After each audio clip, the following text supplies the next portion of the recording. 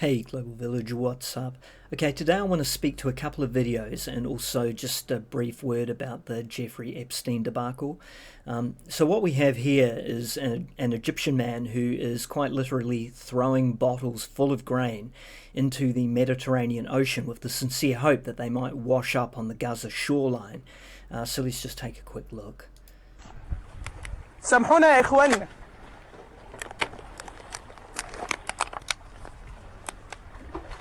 سامحونا.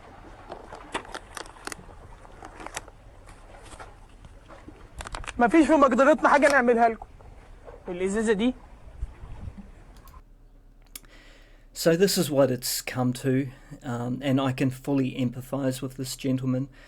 At the end of the day, our governments aren't lifting a finger, and you develop this sort of almost a sense of desperation, like what can I possibly do to make a difference? And with Egypt literally sharing a border with Palestine, I guess in his mind he's thinking maybe some sort of divine intervention might help those bottles go to where they're most needed. So I can certainly say that this is a man with a good heart, but at the end of the day, we need people who can actually truly affect change to start doing something. And on that note, the New Zealand government is now signatory to a letter of protest that was sent to Israel to give them a good telling off for the genocide. Now, I just want to make it clear that that letter, in my opinion, only goes to make it worse, because really it's only for two reasons that they've sent it. The first is to placate the general public, to make us think that they're actually doing something, whereas in reality that letter isn't worth the paper it's written on. It's not going to change a goddamn thing. And the second reason is it actually gives New Zealand plausible deniability were we to face potential legal repercussions for our complicity in the genocide. So from that point of view, it's really just self-serving. It's not doing anything for the Palestinian people. It's just we're covering our own asses, and that just adds to the shame, quite frankly. What we should be doing is giving the Israeli ambassador the boot, and we should be fully engaging in BDS. Now, I admit that any financial impact we might have on Israel as a result of engaging in that would be trivial compared to the sort of disproportionate damage done to New Zealand were America to punish us for doing it. But sometimes, you've just got to take your licks and do the ethical thing. I think what's happening here is every government around the world is just too afraid to put their neck out on the line.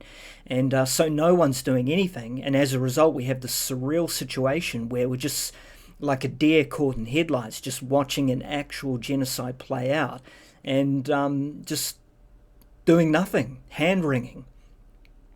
And it leads to people doing stuff like this.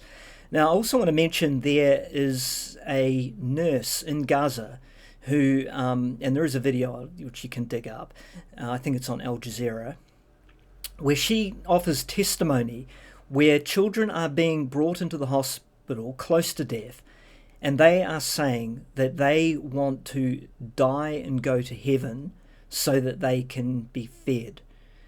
So just let that sink in.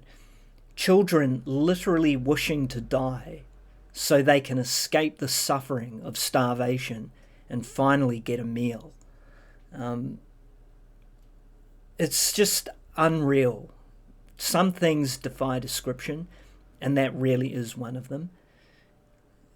Anyway, the next video I want to speak to is with this dipshit Neil Piers Morgan, and we've got Anna Kasparian on a panel here with a Zionist talking head. And as per my previous video, my position on these types of channels is very clear. I have absolute contempt for them, and I wish they didn't exist. I think they're there just to exploit the tragedy in Palestine or any other tragedy that happens to be happening at the time, and to create a sort of circus performance out of it, in this case a sort of human cockfight sort of show. And I understand that people will find ways to rationalize why these shows are a good thing, but the reality is the vast majority of people that are watching them are doing so primarily as a form of morbid and grotesque entertainment. I don't think it's actually really moving the needle significantly. In this particular case, though, the raw emotion that Anna shows in this particular broadcast, I think is really worth taking notice of. So, because what I think is, in a funny sort of way, it actually shames the show itself. But anyway, let's go ahead and play it.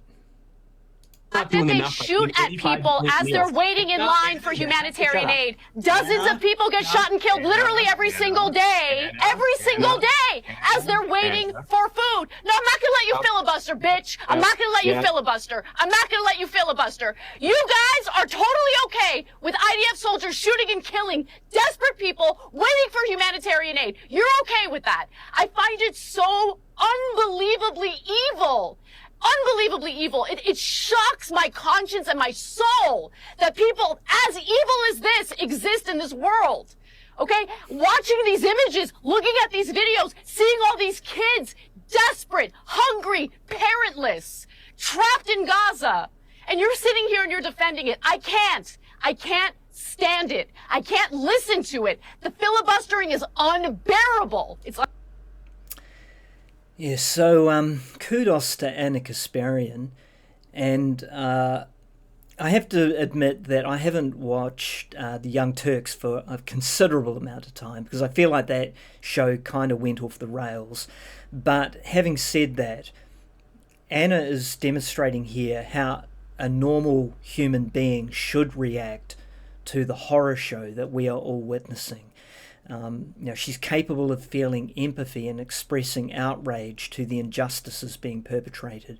Now contrast that with this piece of shit here, who is basically a Zionist tin man, and if you opened up his chest you would find he has no heart in it, and he has sand running through his veins.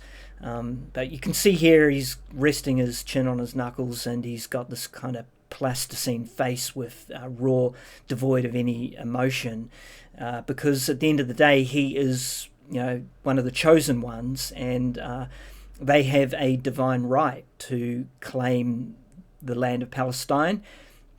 And what's a good old-fashioned genocide between friends when it's divined by God? Obviously I have nothing but absolute contempt for this type of person, but to be a little bit more serious and circumspect about it, you have to ask yourself, how is it that people can come to be so devoid of compassion or emotion when it comes to the type of thing that's happening to these children and these people, and not just devoid of emotion, but in fact actively defending it and trying to gaslight the world into believing that it's justified what they're doing. You cannot justify that. I wonder if he even realizes how crazy it makes him look to people, to normal people who actually are able to feel compassion and outrage. It's very, very strange to me. I think it's actually an abject lesson to the dangers of a belief system like Zionism, and how it can indoctrinate an entire population so that they're not psychopaths individually, but they've become sociopathic because of the indoctrination that is being performed at a systemic level within that entire culture. So it's a cautionary tale, and I think we should pay very close attention to it. I think there's probably not much more I can say on that. I will add, actually, that the other thing about Zionism that I think we should all be paying attention to is that this is clearly not just a problem specific to Israel or even America, but a global problem.